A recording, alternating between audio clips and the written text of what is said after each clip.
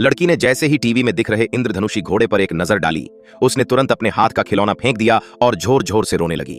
उसकी आवाज सुनकर पिता भागे भागे आ गए। पिता के पूछने पर उसने कहा कि उसे टीवी में दिख रहा वही असली घोड़ा चाहिए।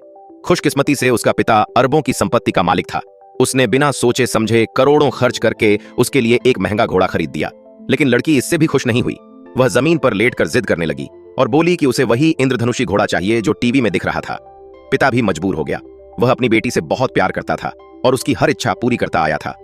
आखिरकार उसने इंद्रधनुषी घोड़े के मालिक से संपर्क किया और किसी तरह उसे भी खरीद कर घर ले आया। लड़की बहुत खुश हुई और पिता को भी उसे मुस्कुराता देख गहरा संतोष मिला। कुछ साल बीत गए। लड़की अब एक खूबसूरत युवती बन चुकी थी, लेकिन वह खुश नहीं रहती थी। उसे खुश करने के लिए पिता ने पानी की तरह पैसा बहाया। कभी ट्रेन खरीदी, कभी यॉट, बस उसकी एक मुस्कान पाने के लिए। समय के साथ उसकी मांगें और भी अजीब होती गईं।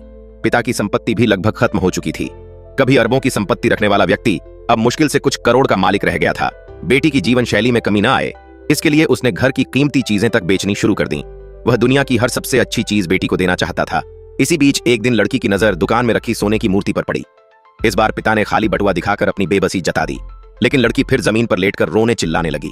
उसे लगा कि इस तरह जिद करने से पिता मजबूर होकर यह भी खरीद देगा, मगर इस बार पिता के पास सच में पैसे नहीं थे। तभी उसके दिमाग में एक तरकीब आई। उसने उस मूर्ति के असली मॉडल से बेटी की शादी करा दी। इससे न सिर्फ बेटी का घर बस गया, बल्कि एक बड़ी रकम भी बच गई। जब बेटी अपने पति के साथ हनीमून पर दुनिया घूमने चली गई तो पिता ने राहत की सांस ली और सोचा कि अब वह सुकून की जिंदगी जिएगा। लेकिन खुशियां ज्यादा दिन नहीं टिकीं।